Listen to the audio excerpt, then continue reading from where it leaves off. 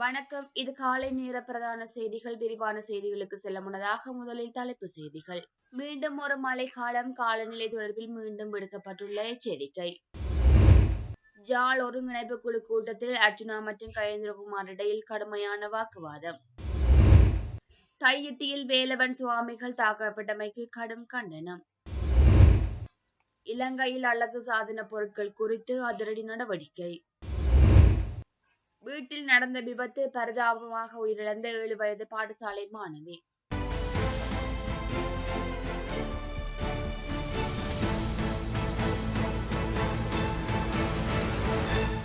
தையிட்டி போராட்டத்தில் வேலவன் சுவாமிகள் தாக்கப்பட்டதையும் கைது செய்யப்பட்டதையும் வடக்கு கிழக்கு வலிந்து காணாமல் ஆக்கப்பட்டவர்களின் உறவுகளின் சங்கத்தினர் வன்மையாக கண்டித்துள்ளனர். இது தொடர்பில் அவர் வெளியிட்டுள்ள கண்டன அறிக்கையில், தமிழர்கள் அடக்கப்பட்டு ஒடுக்கப்படுவதையும் தமிழர் தாயக பிரதேசம் ஆக்கிரமிக்கப்பட்டு பௌத்தமயமாக்கப்படுதலையும் இந்த நாட்டு பிரஜைகளுக்கும் சர்வதேசத்திற்கும் வெளிப்படுத்துவதற்கும் நமது எதிர்ப்பை காட்டுவதற்கும் தமிழர்கள் சாத்வீக வழியில் போராட்டங்களை நடத்துகின்றனர். இப்போராட்டங்களை மலக்கடிப்பதற்காக அடக்குமுறைகளையும் போலீஸ் அராஜகத்தையும் அரசுகள் பாவித்து வந்தன. ஆனால் புதிய அரசு அதைவிட ஒரு மணி வேலை சென்று இந்த சாத்வீக போராட்டங்களில் ஒரு மத குருவாக அடக்கப்பட்ட தமிழராக கலந்து கொண்ட வேலவன் சுவாமிகளை தாக்கியும் கைது செய்துள்ளது. வேறு பல மக்கள் பிரதிநிதிகள், சமூக ஆர்வலர்கள் தாக்கப்பட்டும் கைது செய்யப்பட்டும் உள்ளனர். இவர்கள் செய்த தவறு என்ன? தமது மக்களுக்கு இழைக்கப்படும் அநீதிக்கு எதிராக நடத்தப்படும் சாத்வீக போராட்டத்தில் கலந்து கொண்டு ஆதரவு தெரிவித்தது மட்டுமே. ஆனால் இனவாதத்தை, இனத்துவேசத்தை கக்கும் பௌத்தர்கள் சுதந்திரமாக தமது காழ்ப்புணர்ச்சியை வெளிப்படுத்துகின்றனர், செயற்படுகின்றனர். இதுதான் பாரபட்சமற்ற ஆட்சியா? இவர்கள்தான் தமிழர்களுக்கு தீர்வு தரப் போகின்றார்களா? இந்த அடக்குமுறைகளாலும் பாரபட்சமாக நடத்திய ஆட்சியாளர்களாலுமே இளைஞர்கள் ஆயுதம் ஏந்த வேண்டிய துப்பாக்கிய நிலை ஏற்பட்டது. மாற்றம் என்ற தாராக மந்திரத்துடன் அந்த ஆட்சியாளர்கள் ஒன்றை உணர வேண்டும்.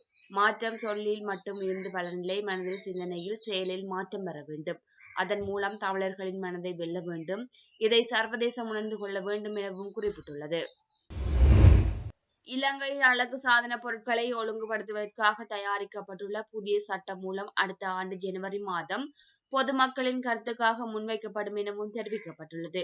தேசிய மருந்துகள் ஒழுங்குபடுத்தல் அதிகார சபையின் தலைவர் ஆனந்த விஜய விக்ரம இதனை தெரிவித்துள்ளார். தற்போது இந்த சட்டம் மூலம் சம்பந்தப்பட்ட தரப்பினரின் பார்வைக்கு வைக்கப்பட்டு அவர்களது கருத்துக்கள் மீளாய்வு செய்யப்பட்டு வருகின்றன. இந்த செயல்முறைகள் முடிவடைந்தவுடன் 2026 ஜனவரியில் பொதுமக்கள் தமது கருத்துக்களை தெரிவிக்க வாய்ப்பளிக்கப்படும் எனவும் அவர் குறிப்பிட்டுள்ளார். சமூக வலைதளங்கள் வாயிலாக விளம்பரப்படுத்தப்படும் நிறமூட்டும் அழகு சாதன பொருட்கள் மற்றும் வெளிநாடுகளிலிருந்து சட்டவிரோதமாக கொண்டுவரப்படும் பொருட்கள் எவ்வாறு கண்காணிக்கப்படும் என்பது குறித்து இப்போது கூறுவது கடினம் எனவும் அவர் மேலும் குறிப்பிட்டுள்ளார்.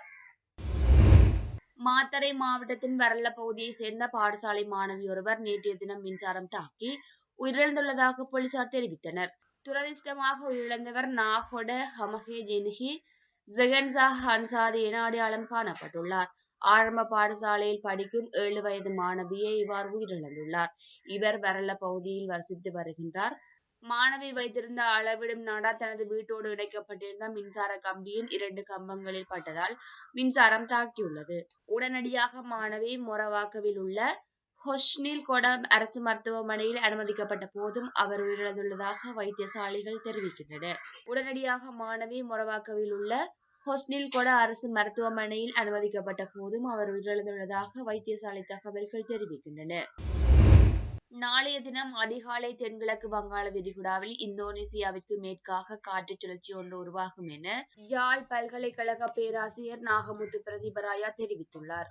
இது மேற்கு வடமேற்கு திசை நோக்கி நகர்ந்து எதிர்வரும் 31ஆம் திகதி அன்று இரவு அம்பாறை மாவட்டத்தின் திருக்கோவிலுக்கு கிழக்காக 171 கிலோமீட்டர் தூரத்தில் நிலை கொண்டு பின்னர் இலங்கையின் தென்கிழக்கு கரையை அண்மித்து அதன் பின்னர் இலங்கையின் தெற்கு கரையோரமாக நகர்ந்து எதிர்வரும் 6/1/2026 அன்று குமரிக்கடலை சென்றடையும் எனவும் எதிர்பார்க்கப்படுகின்றது.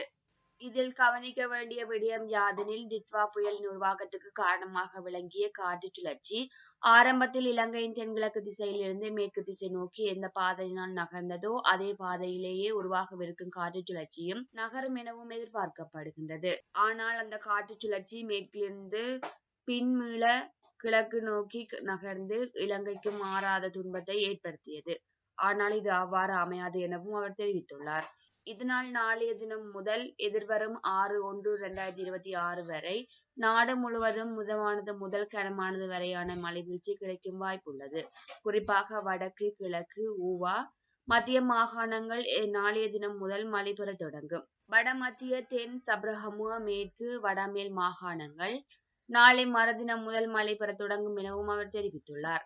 எதிர்வரும் 30ஆம் திகதி முதல் 3ஆம் திகதி வரை நாடு முழுவதும் மிதமானது முதல் கனமானது வரையான மழை வீழ்ச்சி கிடைக்கும் வாய்ப்புள்ளது.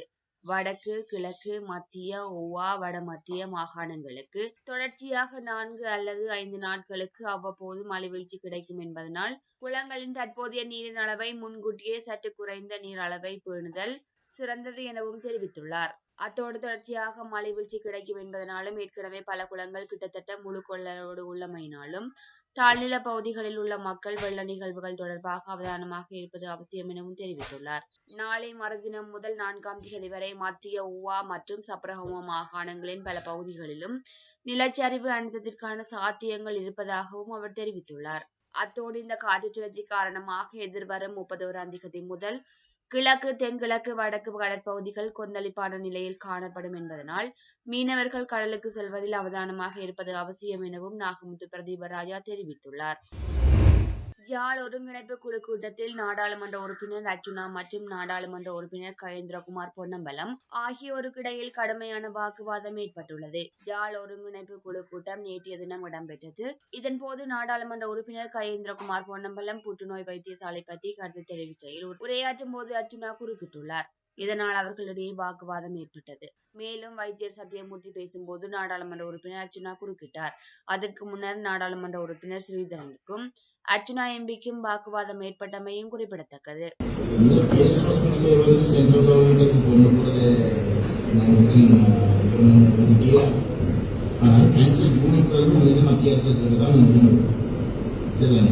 அதுல பேஸ் ஹாஸ்பிட்டல்ல இருக்கக்கூடிய ஏனைய ஃபெசிலிட்டிஸை கேன்சர் யூனிட் பார்க்கிறதாலும் அதுக்குரிய தேவைப்படுகின்ற அந்த நிதியம் மாகாண சபை கூட கொடுக்கும்.